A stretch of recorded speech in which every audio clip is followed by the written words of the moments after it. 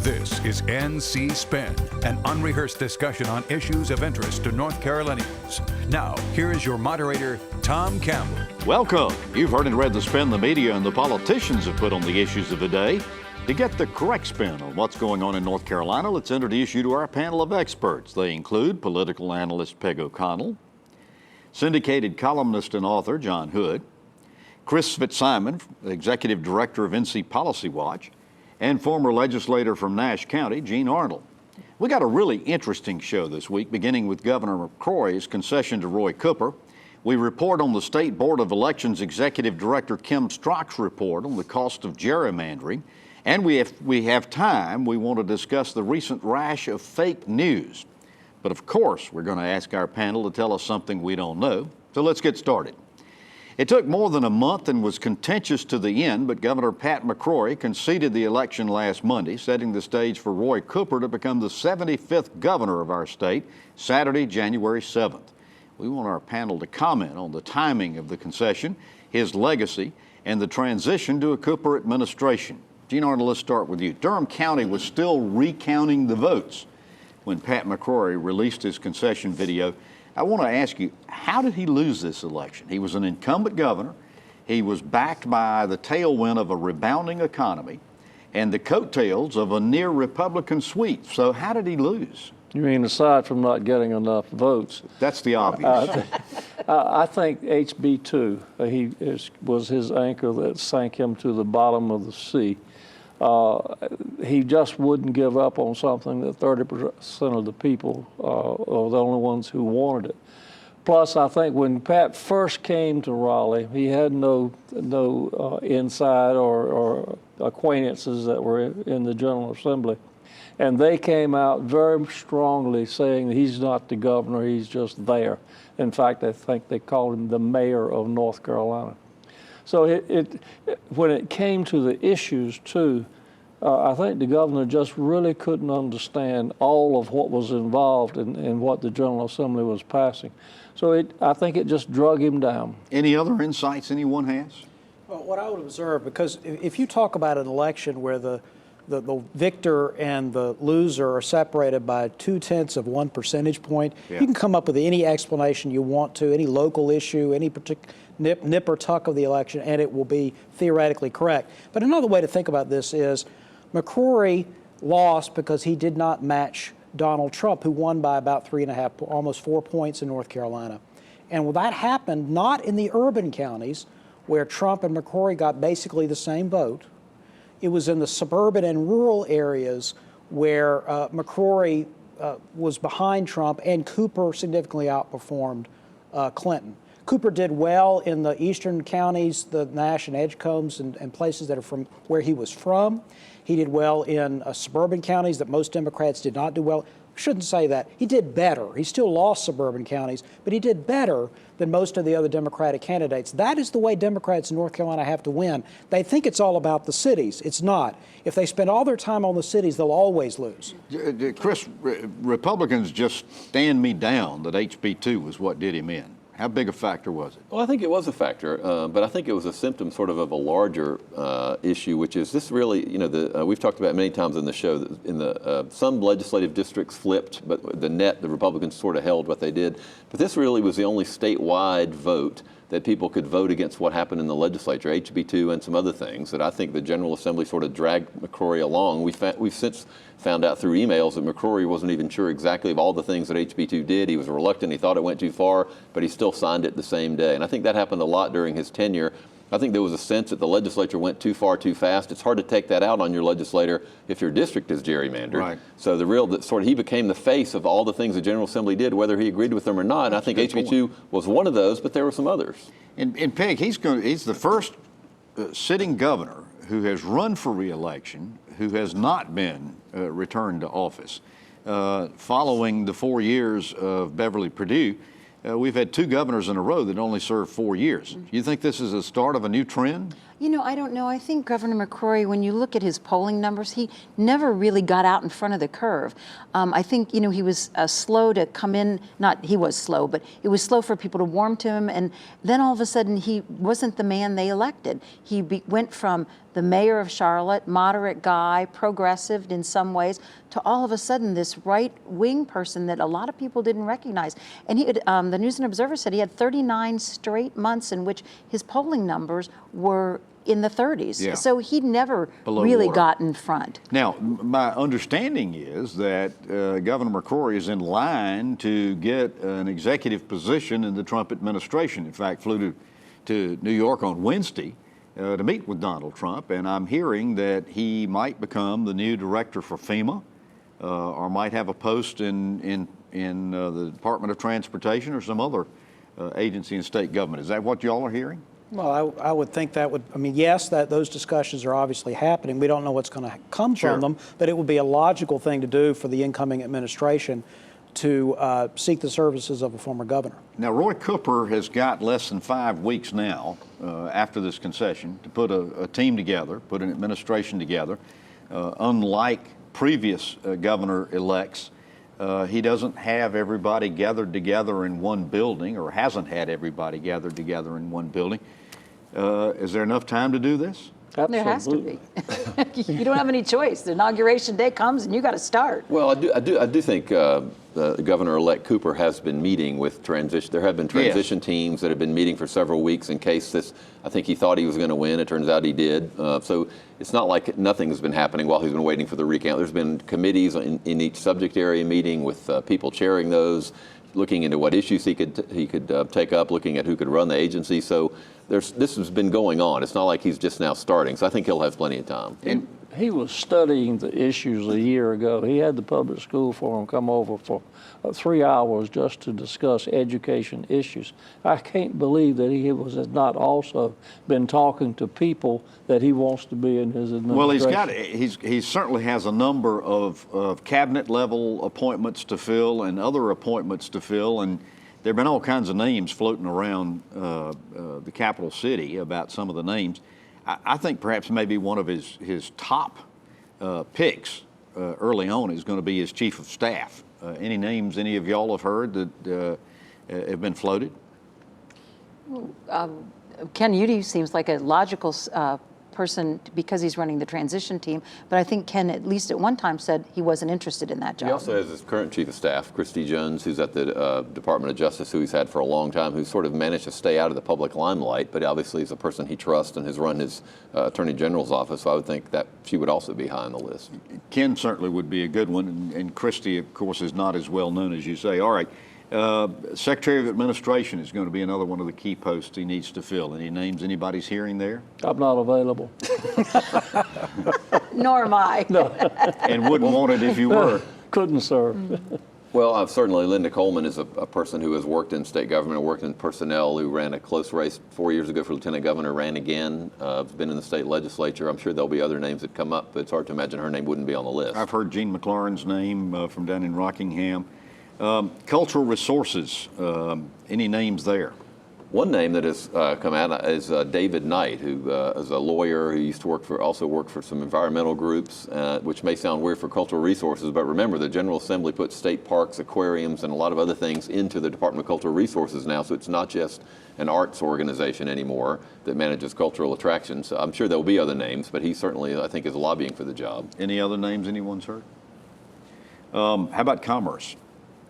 Secretary of Commerce. Well, I think you mentioned Gene McClorin, the former state lawmaker. Yeah. I think he would be a logical person for that job. One of the people that's been involved heavily in the transition is Harvey Schmidt, the former chair of the Raleigh Chamber of Commerce, is very well thought of, well liked, has a lot of contacts around the state. I don't know if he's interested, but his name has certainly been mentioned. I've heard Don Vaughn's name also name. mentioned for that post.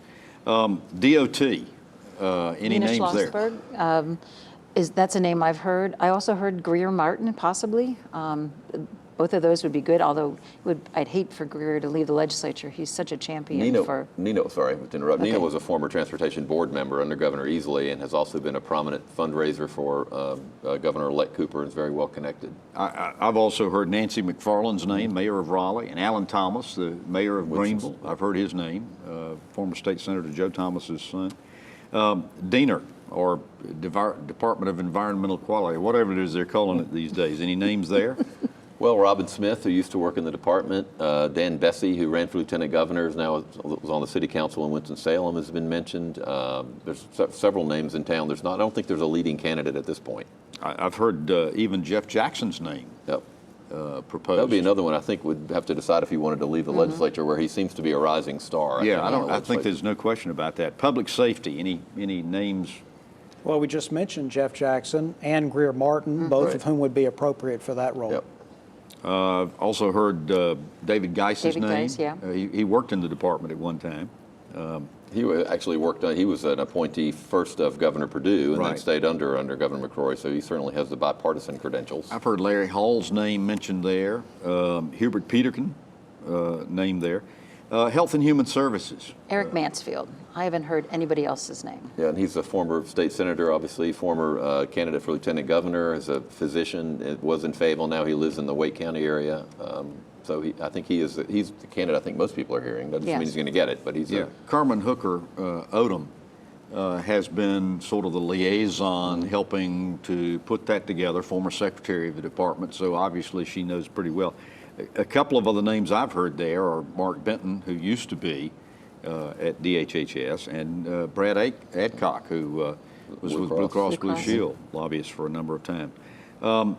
There are some other key appointments. One of the things the governor is going to be doing is naming a State Board of Education chair.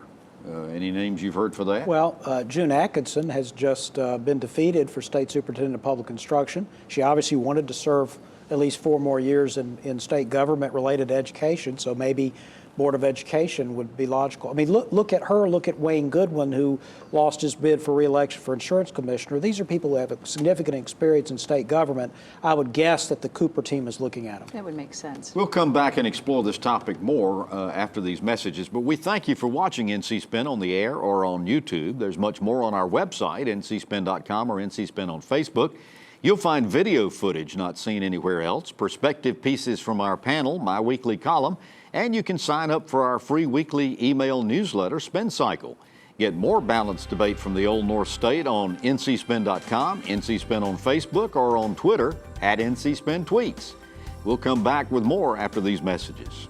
NC Spin will return after these messages. The slogan on our family farm is growing the next generation. It means using innovative technology to conserve water and increase yields. It embodies our passion for providing food and fiber for our neighbors near and far. It represents our desire to take care of our employees, our land, and to leave a better place for our children. Farm life isn't easy, but it's a good life, and I love what I do. I help educate and inspire visually impaired students to strive for a brighter future. I make sure visitors to the North Carolina Zoo take a walk on the wild side. And I make sure that the fuel you buy is a quality product from pipeline to pump. I support small businesses in North Carolina by matching them with hard-working, well-trained employees. I make sure the roads you drive on are safe. Scenic, the one voice speaking in support of the men and women who are making North Carolina great. We now return to NC Spin. We continue our discussion about new governor-elect Roy Cooper. Before we start further with that, let's discuss what is Pat McCrory's legacy going to be in North Carolina? John? Well, he broke a long streak of Democratic governors in the state. He ended up serving for just the 4 years, but that's an important beginning. But also a lot of the legislation that was enacted during his tenure, whether he initiated it or not, is going to be associated with McCrory. Changes in transportation funds, of course, the Connect NC bonds that happened towards the end of his tenure, changes in unemployment insurance, taxes, spending, education policy. A lot of changes occurred, and McCrory will be associated with it. It'll be part of his legacy. Chris, what do you think his legacy will be? I think that's right. I mean, part of it, I do think he was in office. That politics is timing. I think one of the reasons he lost was because of what was going on at the legislature. One of the reasons I think he'll be remembered in some positive light is because he wrote a national recovery. He was a governor when that was happening. Now, you could argue he added to that, and North Carolina did better in some areas. Unfortunately, I do think HB2 will be his legacy, but I think his commitment to revamping North Carolina's infrastructure, the Connect Bond, his emphasis on state buildings will also be part of it. But I also think he was one of those transitional governors where I think he was a mainstream governor at a time when politics is polarized. So he got pulled over far to the right. It's also worth noting, but he both broke a Republican streak, but he ran for governor 3 times and lost twice, which a lot of people forget. He ran in 2008. So it's a very unusual legacy, I think. Peg, what do you think his legacy will be? Well, I think sadly it's going to be of a person who thought that being governor of North Carolina was like being the mayor of a large city. And I think politicians who come after him will learn from that experience that if you are going to govern, you've got to figure out how all the pieces and parts work, and you can't just dictate policy or cut ribbons. You've added insight already on this topic, but any other suggestions? Yeah, I think the biggest thing is that he, like Donald Trump, was going to drain the swamp and correct all of the things going wrong in Raleigh. Being an outsider, that's a plus. And then when he got into Raleigh, he hit a wall. The General Assembly, of course, had some strong leadership there, but they totally ignored him. In fact, Senator Apodaca said that he was not the governor. He didn't even count. Yeah. So he had a lot to overcome before he got into these other issues. Let's move over to Roy Cooper now. And give us your estimation of what kind of time Roy Cooper, how's he going to enjoy being governor of North Carolina? He obviously is one of the more experienced and knowledgeable people we've had in that office in decades. No question about that. However, he's running headstrong into a Republican legislature. How's he going to get along with them? Well, Roy Cooper, since he's been 29 years old, has been in the legislature and around state government. So he knows how to get along with people. He was part of the group of people who elected new leaders, oftentimes guest Joe Mavretic. So he knows how to work with both sides of the aisle. He served in the Senate with Phil Berger, and I think there's some goodwill still there. It's going to be tough, and I don't know that anybody's going to enjoy being governor of North Carolina or president of the United States or anything, and that worries me in a whole other context. He has some issues that he wants to get addressed. Teaching fellows, I think you'll see some form of that come back into play. He was adamant about meth labs and his contacts basically with Stein, and he can continue to work through the Attorney General. So there's a lot he can do. I want to get on to what his agenda might be, but let's go back to the subject while we're at it, about the legislature. You expect him to be pulling out that veto stamp pretty frequently during this legislative session, John? I think that there will be lots of confrontations between the Republican legislature and Roy Cooper, but I don't think that will be the entire relationship. They will disagree on budget and taxes. Unless something really odd happens, the legislature will prevail on those matters. But in other areas, I think there is some opportunity for the two sides to cooperate. Criminal justice reform will be an obvious example, and school funding reform. There's bipartisan interest in changing the formula for how we fund public school districts. Things like that, I could see Roy Cooper, who does have the experience of working across the aisle, I could see him working with lawmakers. And Chris, there's been some suggestion that perhaps maybe in this coming session we might hear the idea of a transportation package being floated. Well, I think that's likely in some form. Now, the question is the amount and obviously where those projects go. It's also interesting, John was talking about school funding. Roy Cooper's from rural North Carolina. He's been in Raleigh a long time, and that one of the big pressures in North Carolina now in the legislature is urban versus rural. And one final point, I think, is that I think legislative leaders always overestimate, the Democrats do it and the Republicans do it, how popular, how many people know them around the state. Nobody knows these legislative leaders around the state, and an effective governor with a bully pulpit who's criticizing the legislature. And that's a key point, by the way. It is a very key point. A bully pulpit. When the governor shows up in Whiteville, it's a big deal. And people will come and he can really get his message out, but also I think. being willing to be like Jim Hunt and stand up and say, hey, that's right. here's what I want to do, and this legislature's not working with me. There may be an election in a year. So if we have that election in a year, then I think legislative leaders may be looking to that and thinking, well, maybe we might need to work a little bit more together. Yeah. Don't forget, the registration for Democrats, Republicans, and Independents is changing. And it's not an all Democrats. You got to have some of everybody in on the vote from this point forward. You're right. And we're going to have some talk about gerrymandering and the cost of gerrymandering after these messages. NC Spin will return after these messages.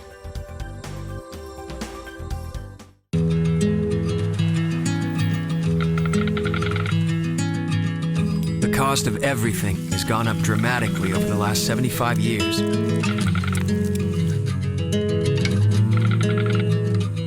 With one exception, keeping electricity affordable. That's the power of your co-op membership. Learn more at togetherwesave.com. North Carolina's Touchstone Energy Cooperatives, looking out for you. You sleep on concrete till your body get immune to concrete. My mom got my brother and I up and said, come on, we're leaving. I became homeless in the beginning of this year. When I was about 4 or 5 years old, our house caught fire. I used to see my brother. If he see me, he'd turn and go the other direction. We did the only thing that we could think of, and we went to a Salvation Army shelter. You know, we don't have this, like, what's your background look like? We just say, what do you need? I remember the man from the Salvation Army coming down with a box of clothes. The Salvation Army officer bought my brother and I an ice cream cone. Last week, my brother walked up to me, and he just started a conversation. Today I've given my life to the Salvation Army because I remember what somebody did for me, my brother, and my mom over 30 years ago. The Salvation Army for me means hope. Compassion. Family. Support.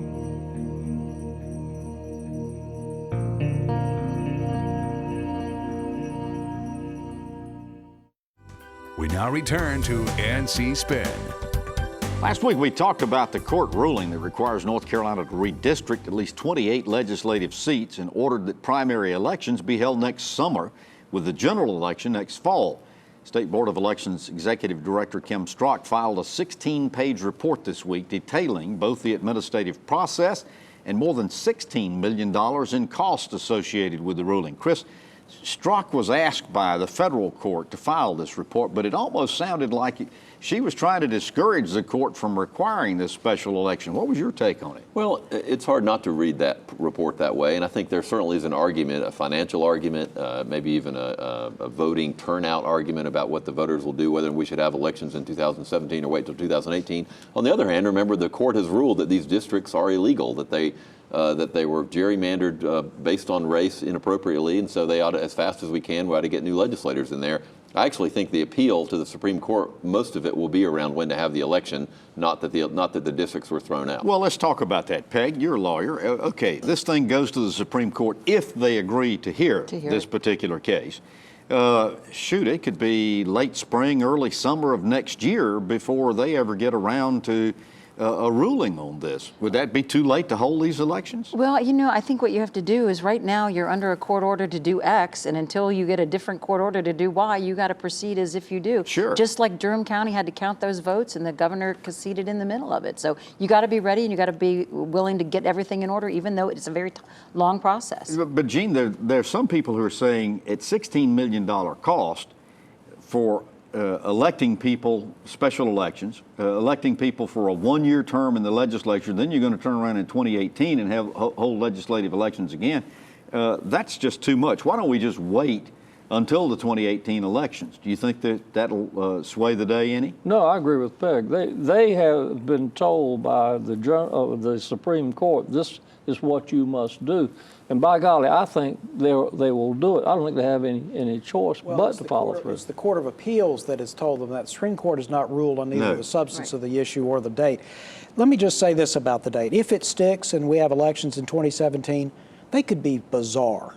Okay, the primary. You wrote a column this week. Yeah, the primary. The turnout will be this will be terrible. much more bizarre because not only will the turnout be minuscule for the primary and very small for the general, but it will not be even. There'll be places where there are cities that have significant elections and people turn out, and other places where they don't. You could see incumbents defeated in primaries. You could see all kinds of weird things. Yeah, and small turnouts too, That's what I particularly mean. with summer primaries. Well, after these messages, we're going to come back and ask the panel to tell us something we don't know.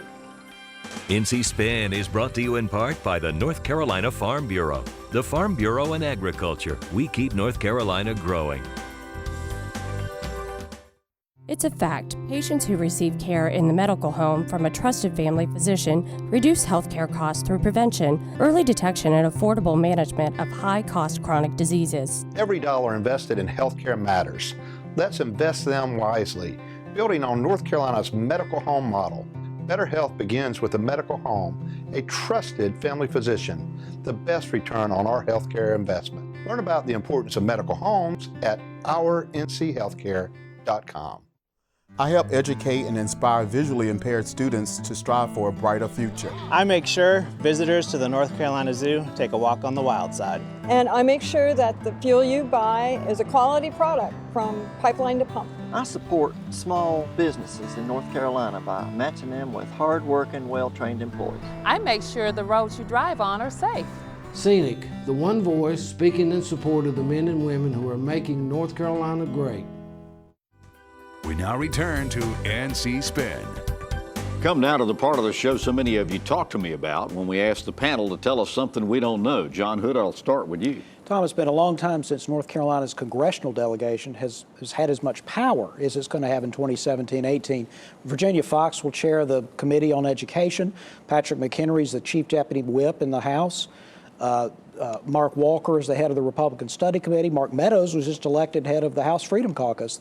North Carolina is punching above its weight class right now. And of course in the Senate, Richard Burr will share intelligence. Yeah, all right. Peg, tell us something we don't know. So this coming week, the Child Fatality Task Force will celebrate its 25th anniversary. And in the 25 years that the Child Fatality Task Force and its partners have been working on this issue, we have reduced child death by 50%, almost 50%. Infant mortality particularly. Well, the sad thing is child death has gone down, but our infant mortality is still stuck at above the national average. But Oh, really? we're working on it. Yeah. All right, Gene Arnold, tell us something we don't know. Public School Forum is coming out next week, if not a little sooner, with its report on the top 10 education issues, plus its financial report for each school district. So you'll see where the money's going and where it's coming from. You want to give us a little hint what the top issue or two might be? Why don't you? Just read the report. Is that Just what read the All right, report. Chris Fitzsimon, tell us something we don't know. John said earlier in the show that there's room for compromise on criminal justice reform. It looks like this might be the year that North Carolina raises the age, which means we're the only state in the country now that automatically tries 16 and 17-year-olds as adults. It looks like this is an area of bipartisan agreement. A lot of folks behind the scenes are working on this. A lot of legislators are working on it. It's not a done deal, but I think a lot of people are optimistic that we'll finally join the rest of the nation and actually treat young people like young people in the criminal justice system. Raising the legal age to 18. Yeah, to treat as an adult. Right. All right, well, you've heard our spin on the issues of the day. To stay informed all during the week, give your feedback, and read my weekly column, be sure to visit our website, ncspin.com, or catch NC Spin on Facebook. And join us next week when we'll have more balanced debate for the Old North State. Until then, stay informed and watch out for the spin.